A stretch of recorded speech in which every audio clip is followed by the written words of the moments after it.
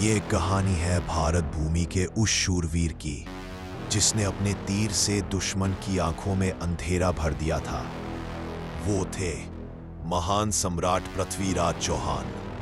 12वीं शताब्दी का वो दौर जब दिल्ली की गद्दी पर राजपूताना का शेर विराजमान था। वीर बनने के लिए पृथ्वीराज केवल ताकत नहीं, नीति, बुद्धि और धर्म भी चाहिए। गुरुदेव, मैं प्रतिज्ञा करता हूँ कि अपने धर्म और मातृभूमि की रक्षा के लिए अंतिम सांस तक लड़ूंगा। गुरु भद्रभट्ट और कवि चंद्रबरदाय के सानिध्य में पृथ्वीराज ने युद्ध और शासन दोनों की शिक्षा पाई।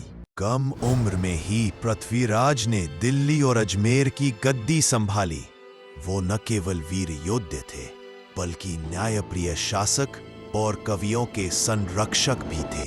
कन्नौज के राजा जयचंद की पुत्री संयोगिता पृथ्वीराज के प्रेम में पड़ी, लेकिन जयचंद को ये रिश्ता मंजूर नहीं था। मैं अपने स्वामी पृथ्वीराज के सिवा किसी और के गले में वरमाला नहीं डालूंगी। राजपूत मर सकता है पर प्रेम और सम्मान के आगे सिर नहीं झुकाता। 1191 तराइन का प्रथम युद्ध। दिल्ली के सिंहासन के लिए दो साम्राज्य टकराए, हिंदुस्तान का राजपूत और गजनी का सुल्तान।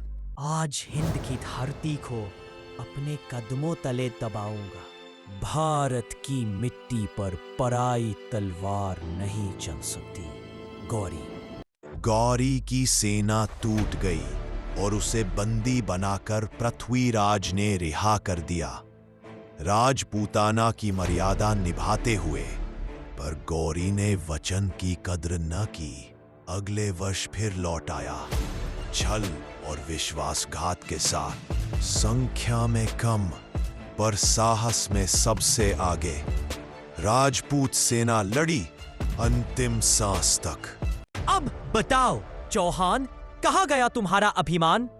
वीर कभी बंदी नहीं होता गौरी, बस युद्ध भूमि बदल जाती है।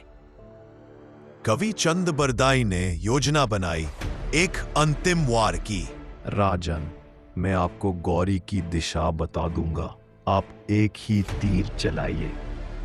4 बांस 24 गज, अंगुल अष्ट प्रमाण।